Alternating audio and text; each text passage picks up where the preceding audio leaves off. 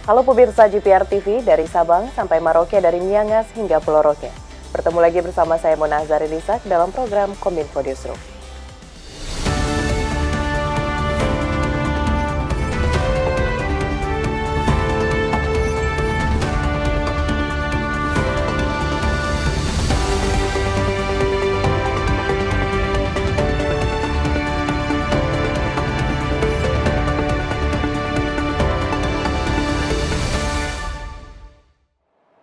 Pemirsa, kita ke informasi pertama. Presiden Joko Widodo menghadiri upacara pembukaan Rapat Kerja Nasional ke-14 Asosiasi Pemerintahan Kabupaten Seluruh Indonesia tahun 2024 di Jakarta pada Rabu 10 Juli 2024. Dalam sambutannya, Presiden mensyukuri pertumbuhan ekonomi Indonesia tetap tumbuh hingga menekankan seluruh kepala daerah melakukan inovasi guna meningkatkan pertumbuhan ekonomi daerah yang inklusif berkelanjutan.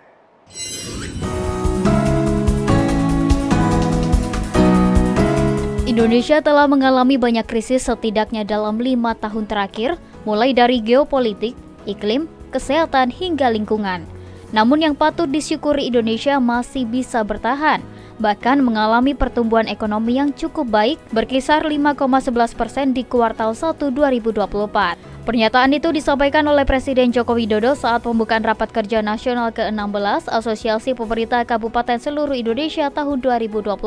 Presiden Joko Widodo menyatakan banyak sekali krisis selama 5 tahun ke belakang dan menurutnya periode keduanya menjabat sebagai presiden memang tidak mudah. Masa-masa 5 tahun ke belakang memang betul-betul sebuah pengalaman yang tidak mudah. Dan ke depan, tantangan tidak semakin gampang, semakin rumit dan semakin kompleks. Oleh sebab itu, kita perlu seadaptif mungkin dan terus melakukan inovasi utamanya memang di daerah.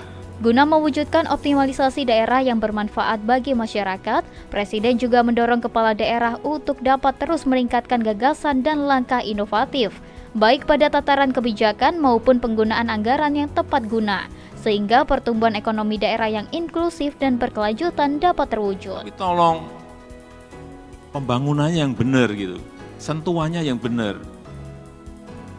Jangan sampai barangnya bagus, justru disentuh dengan semen. Tembok. Bukan itu. Harusnya yang banyak itu apa? Ditanami pohon-pohon yang menarik kupu-kupu lebih banyak lagi. Ini bisa dijual mahal sekali menurut saya. Kalau promosinya benar, kalau brandingnya benar. Presiden Joko Widodo menerima kunjungan Grand Sheikh Al-Azhar Profesor Ahmad Muhammad Ahmad Al-Tayyib di Istana Merdeka, Jakarta. Dalam kunjungan tersebut, Presiden menekankan mengenai pentingnya perdamaian dan pentingnya toleransi, khususnya perdamaian atas konflik yang terjadi di Gaza.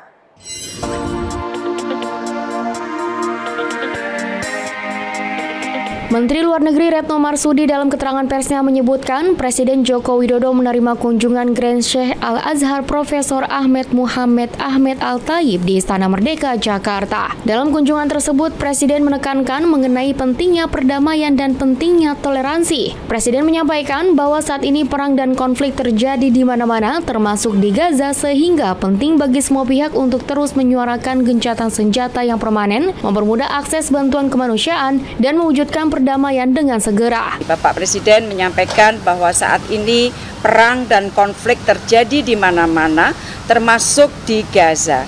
Oleh karena itu, Bapak Presiden menekankan pentingnya kita untuk terus menyuarakan gencatan senjata yang permanen, mempermudah akses bantuan kemanusiaan, dan pentingnya segera perdamaian dapat diwujudkan.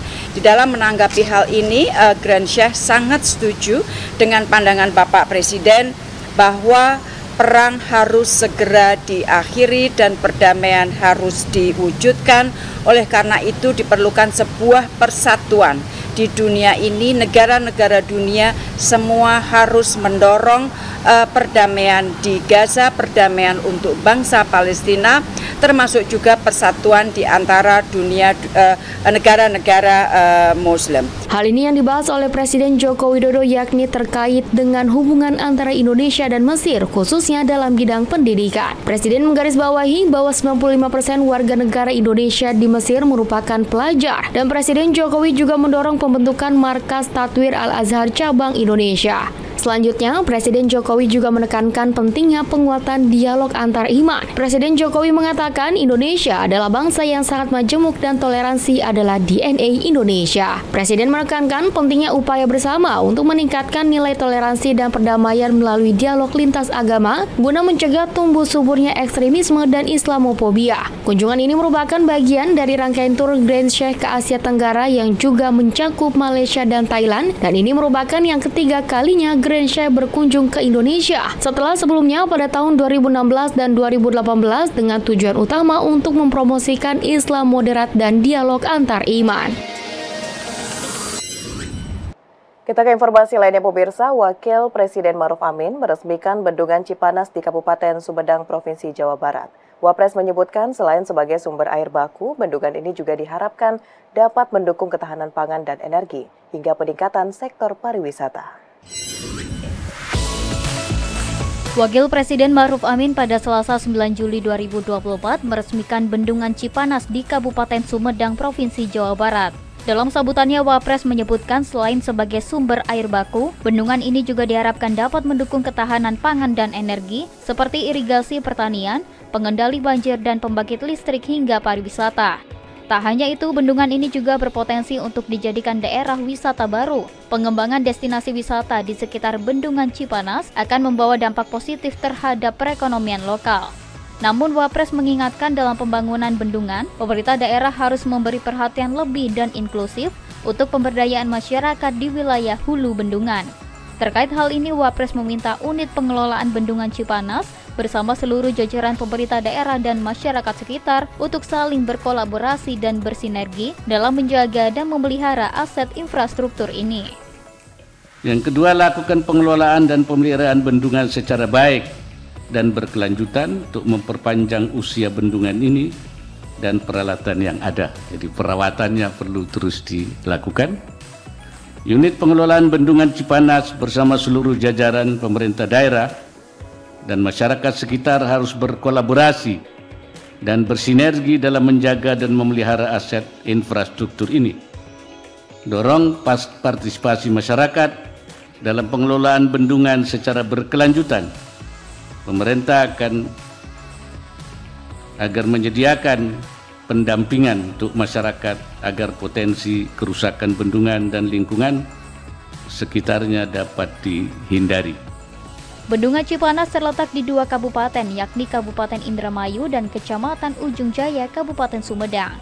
Proyek pembangunan Bendungan Cipanas ini dimulai dari tahun 2016 hingga 2023. Bendungan ini mampu mengairi 9.273 hektar lahan pertanian di kedua kabupaten, sehingga diharapkan dapat meningkatkan intensitas tanam dari 1 kali menjadi 2 kali dalam setahun.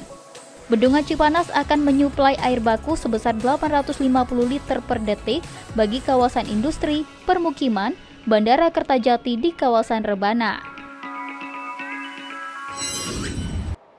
Pemirsa, dari 47 domain sistem milik Kemendikbudristek, 14 diantaranya sudah kembali berjalan normal dan dinyatakan pulih akibat adanya peretasan pada Pusat Data Nasional 20 Juni 2024 lalu.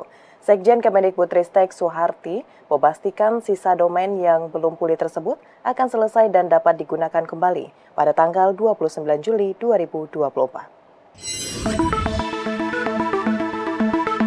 Sekretaris Jenderal Kementerian Pendidikan, Kebudayaan, Riset, dan Teknologi Suharti dalam rapat dengar pendapat Komisi 10 DPR RI berjanji semua sistem terkait pendidikan maupun kebudayaan yang terimbas peretasan Pusat Data Nasional akan pulih pada 29 Juli 2024. Ia menyebutkan 14 di antara 47 domain sistem milik Kemendikbudristek yang terdampak peretasan PDN sudah kembali berjalan normal dan dinyatakan pulih sepenuhnya, termasuk dengan layanan beasiswa pendidikan. Pihaknya berjanji memberikan laporan pembaharuan secara berkala terkait dengan domain sistem yang sudah dipulihkan dan berjalan normal. Kita berjanji bahwa semua sistem akan pulih pada tanggal 29 Juli.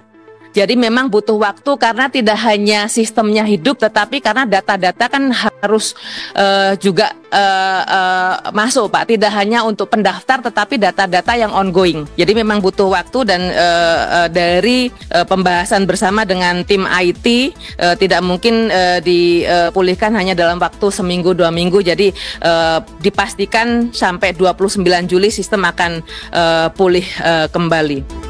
Adapun terkait dengan sistem Kartu Indonesia Pintar Kuliah, Kemendikbudristek mengungkapkan pihaknya telah memiliki data cadangan sehingga data 853.390 pendaftar KIP yang terkena imbas peretasan PDN masih tersimpan dalam lembar kerja milik Kemendikbudristek.